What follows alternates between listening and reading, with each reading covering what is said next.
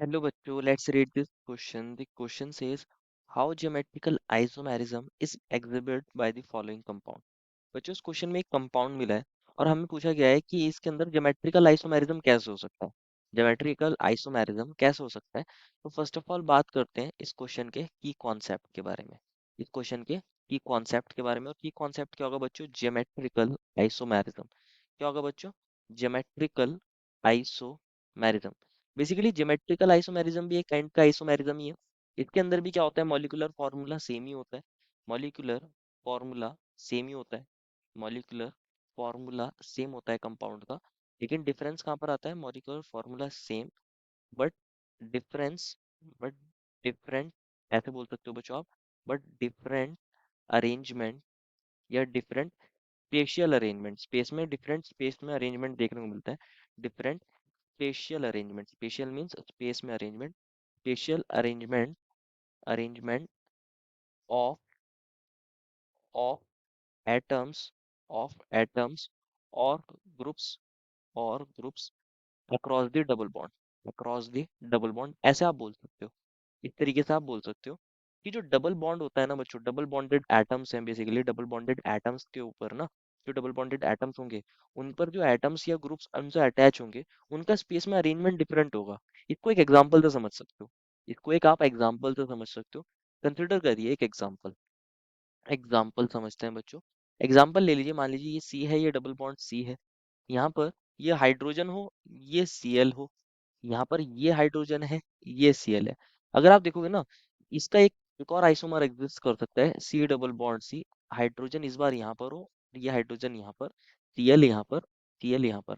अगर आप देखोगे दोनों के अंदर मॉलिक्यूलर फॉर्मूला दोनों का सेम है। यहाँ दोनों के पास C2 है, तो दो कार्बन है, दो हाइड्रोजन है, दो ही सीएल है, C2H2Cl2। इस तरह आप इसके फॉर्मूले को भी लिख सकते हो, दो कार्बन, दो हाइड्रोजन, दो सीएल। अगर मैं इस कार्बन नंबर को कार्बन नंबर 1 नाम दे दूं, इसको कार्बन नंबर 2, इसको कार्बन नंबर 1, इसको कार्बन नंबर 2, तो कार्बन 1 से यहाँ सीएल अटैच है, एक हाइड्रोजन अटैच है, इसमें भी कार्बन 1 से सीएल और हाइड्रोजन अटैच है। सेकंड के अंदर कार्बन 2 में भी यहाँ हाइड्रोजन सीएल अटैच है, यहाँ पर भी हाइड्रोजन सीएल अटैच है। मतलब बेसिकली हो क्या रहा है? मॉलिक्यूलर फॉर्मूला भी सेम है, लेकिन कहाँ डिफरेंस आ रहा है? एटम्स भी उन्हीं कार्बन से अटैच है। यहाँ पर एच और सी एल इस कार्बन नंबर 1 से अटैच है, इसके अंदर भी एच और सी एल कार्बन नंबर 1 से अटैच है। इस तरह ये वाले एच सी एल कार्बन 2 से अटैच है, इसके अंदर भी एच सी एल कार्बन 2 से अटैच है। लेकिन स्पेस में अरेंजमेंट डिफरेंट हो गया है। यहाँ हाइड्रोजन हाइड्रोजन दोनों सेम साइड, यहाँ सी एल दोनों एक ही साइड है।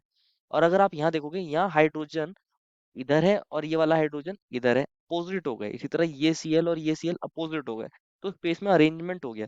इसी फिनोमिना को बोलते हैं बच्चों ज्योमेट्रिकल आइसोमेरिज्म। क्या बोलते हैं बच्चों इसी फिनोमिना को? Geometrical geometrical isomerism.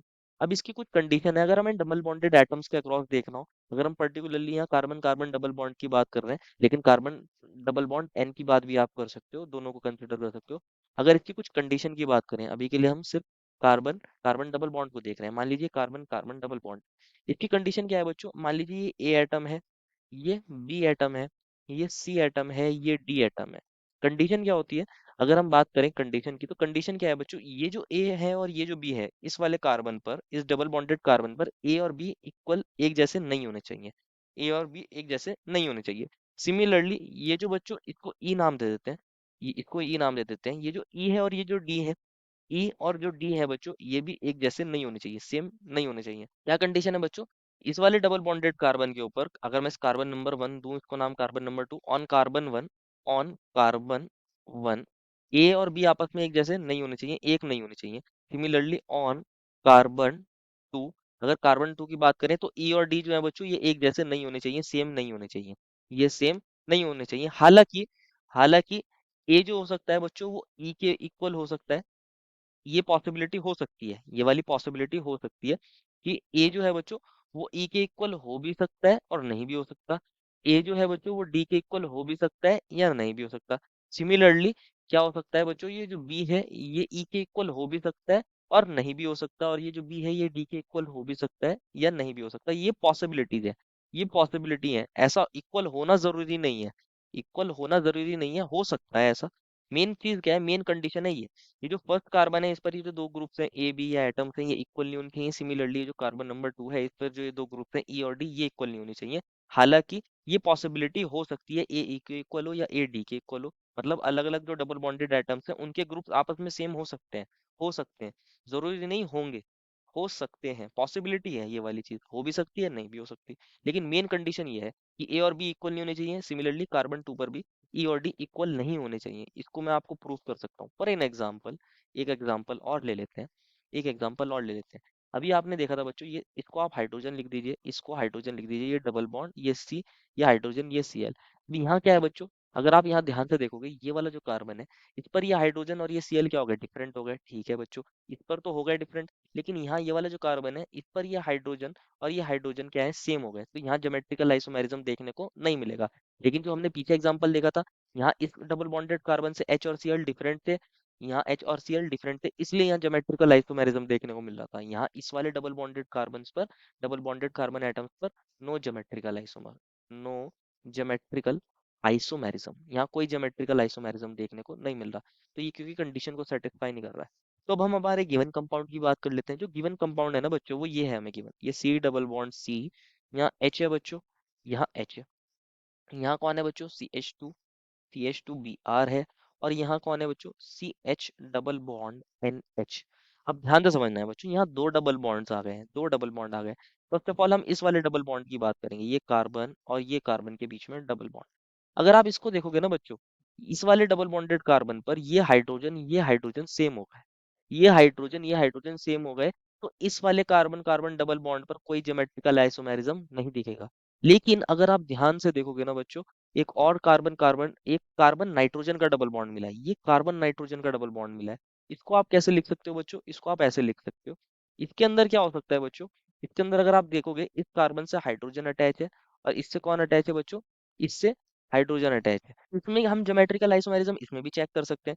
कैसे चेक करेंगे, बेसिकली होता क्या है, बेसिकली होता क्या है, नाइट्रोजन के पास ना लोन पेयर भी होते हैं, नाइट्रोजन के पास लोन पेयर होते हैं, एक हाइड्रोजन होगा, एक लोन पेयर होगा। तो इस बार लोन पेयर को चेक कर लेंगे, इस बार लोन पेयर को चेक कर लेंगे।